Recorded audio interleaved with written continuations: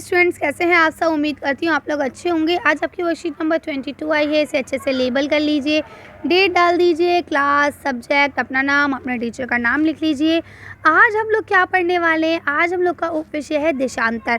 बच्चों, अभी तक हम लोग ने अक्षांश के बारे में जान लिया था, काफ़ी कुछ जाना था और उम्मीद करती हूँ आपको वो सब चीज़ें याद होंगी। अगर याद नहीं है तो एक बार आप लोग दोबारा से देखेंगे और उसे पढ़ेंगे। ओके, चलिए। तो यह देखिए क्या लिखा है, चित्र को देखिए, इस चित्र को देखिए ध्यानपूर्वक। आपको याद है ना, हमने पढ़ा था कि पृथ्वी को एक रेखा ऐसी है जो दो बराबर भागों में बांटती है, जो 0 डिग्री पे है ना। उसके बाद हमने कुछ रेखाएं और थी, उनको भी जाना था। इसके अलावा हमने जाना था ये आपका उत्तरी गोलार्ध होता है ऊपर वाला, ये आपका नीचे वाला दक्षिणी गोलार्ध होता है ना। ये सारी चीज़ें हमने पढ़ी थी। हमने पढ़ा था ये ऊपर का जो ये हिस्सा होता है ये उत्तरी ध्रुव होता है, नीचे का ये हिस्सा जो होता है दक्षिणी ध्रुव होता है ना। याद है आपको ये सारी चीज़ें? ये रेखाएं जो लेटी लेटी होती हैं ये सब अक्षांश कहलाती हैं। ये सब चीज़ें हमने जान ली थी।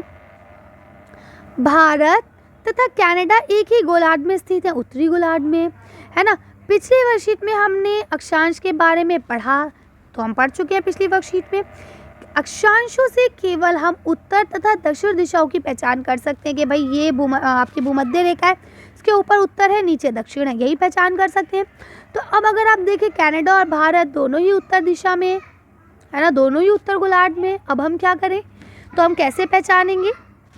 तो लिखा है उनकी सही स्थिति का पता लगाने के लिए हमें ये पता करना होगा कि उत्तरी ध्रुव को दक्षिणी ध्रुव से जोड़ने वाली संदर्भ रेखा से पूर्व या पश्चिम की ओर उनकी स्थान की दूरी कितनी है। अब जो इसमें आपको ऐसे खड़ी खड़ी रेखाएं दिख रही है ना, ये आपकी देशांतर कहलाती हैं। ठीक है, तो अब इसको हमें पढ़ना है, तो चलिए पढ़ते हैं, तो हम लोग जानेंगे। तो ये देखिए यहाँ पे ना, ये आपको जैसे ये उत्तर और दक्षिण की जो अक्षांश और देशांतर रेखाएं ना, तो ये आपकी अक्षांश रेखाएं इन्होंने बना दी और ये आपकी देशांतर रेखाएं बना दी हैं। ठीक है, चलिए अब देखते हैं।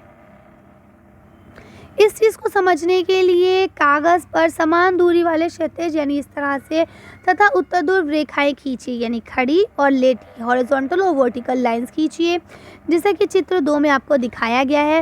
उत्तर ध्रुव रेखाओं की वो संख्या यानी 1 2 3 4 ये देखिए लिख दी है, तथा क्षैतिज रेखाएं यानी जो लेटी रेखाएं उनको क ख ग घ ड़ देना है आपको। ठीक है, अब लिखा है जिन बिंदुओं पर ये ध्रुव एवं क्षैतिज रेखा एक दूसरे को काटती हैं, ये देखिए जैसे ये काट रही हैं। ठीक है, तो जो जहाँ पे ये काटती हैं कुछ, उसको हमने छोटे वृत्तों को बांट दिया है। जैसे हमने इसको आ, इसको सा, इसको धा, इसको बा और इसको दा कह दिया है ना। इनके नाम रख दिए। वैसे तो ये सब काट रही हैं, इनके सबके नाम होने चाहिए, कुछ ना कुछ, लेकिन हमने सबके नहीं रखे, हमने कुछ यहाँ पे कुल 5 लिए हैं, इनके नाम रख दिए हैं। ठीक है, तो अब बोलते हैं नामों से व्यक्त कीजिए। अभी हमने कर दिया। अब लिखा है मान लीजिए कि उत्तर ध्रुव रेखाएं पूर्व देशांतरों एवं क्षितिज रेखाएं उत्तरी देशांत अक्षांश हैं। यानी कि अब आप ये मान लीजिए कि जो ये लेटी लेटी रेखाएं हैं ये सारी आपकी अक्षांश है, अक्षांश है, उत्तरी अक्षांश है, और जो खड़ी खड़ी रेखाएं हैं ये आपकी सारी देशांतर हैं। तो अब ज़रा बताइए, व्यक्त करती हैं, तो आप देखेंगे कि वृत्त अ, जो ये आपका अ बना है, खा उत्तरी अक्षांश तथा 1 डिग्री पूर्व देशांतर में स्थित है। तो देखिए खा उत्तरी अक्षांश हो गया और 1 डिग्री किसमें उस स्थित है, आपकी पूर्व में, है ना, पूर्व देशांतर में स्थित है। आ रही है बात समझ में? तो हमने क्या लिखा, आ जो है वो कहाँ स्थित है, खा उत्तरी अक्षांश, ये देखिए, और 1 डिग्री, ये 1 डिग्री पूर्वी देशांत में स्थित है। ये आ रही है बात समझ में? अभी सिर्फ हमने एक हिस्सा लिया है। ठीक, अब इसी तरह से बोलते हैं अन्य वृत्तों की जो स्थिति है उसको भी ज्ञात कीजिए। अब ज़रा आप ज्ञात करके बताइए कि ये बा जो है इसकी क्या स्थिति है, सा इसकी क्या स्थिति है और द की क्या स्थिति है। ठीक है, तो अब आपको सारी स्थितियाँ बतानी है। ठीक, तो अभी हम लोग इनकी स्थिति आंसर में देखते हैं, साथ ही साथ हम लोग धा की स्थिति को भी देख लेंगे। ठीक है, ताकि हमें सारी स्थिति पता चल जाए। आ की इन्होंने बताई दी है, बाकी की 4 हम खुद से देख लेंगे, क्योंकि एक यहाँ रह रहा है ना, उसको भी हम लोग देख लेंगे, ताकि हमें अच्छे से समझ में आए। चलिए तो आंसर देखते हैं। अब देखिए आप इसको ऐसे लिखेंगे कि जो बा है वो खा उत्तरी में और 1 डिग्री पूर्व में है, जो सा है वो गा उत्तरी अक्षांश में है और 3 डिग्री पूर्वी देशांतर में है। ऐसी जो द है वो ड डिग्री उत्तरी दिशा अक्षांश में है और 3 डिग्री पूर्वी देशांतर में है। इसी तरह से जो धा है वो खा उत्तरी अक्षांश में है और जबकि 4 डिग्री पूर्वी देशांतर में। कर लेंगे।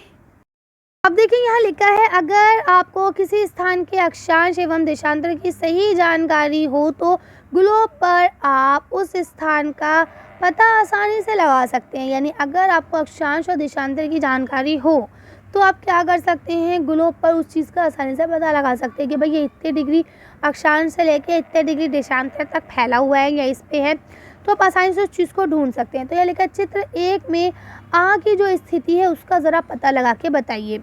तो चलिए चित्र 1 में आ की स्थिति को देखते हैं, फिर आपको मैं आंसर बताती हूँ। अब देखिए चित्र ए जो है ये आपका चित्र 1 है और इसमें ये रहा आ, और आ की स्थिति जो है वो ये है।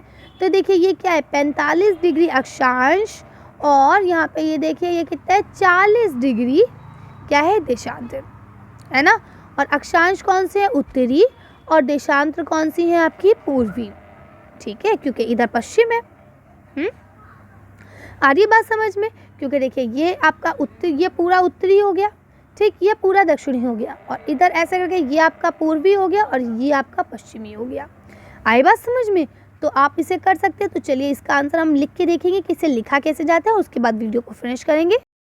आप इसका आंसर ऐसे लिख सकते हैं, आ जो है वो 45 डिग्री उत्तर अक्षांश तथा 40 डिग्री पूर्वी देशांतर में स्थित है। कर लेंगे। चलिए तो आज की वीडियो को हम यही खत्म करते हैं। आज की वीडियो में बस इतना ही। अगर आपका वीडियो पसंद आई हो तो प्लीज़ इसे लाइक और शेयर करें। अगर अभी तक आपने हमारे चैनल को सब्सक्राइब नहीं किया, प्लीज़ मेरे चैनल को सब्सक्राइब करें। Thank you for watching.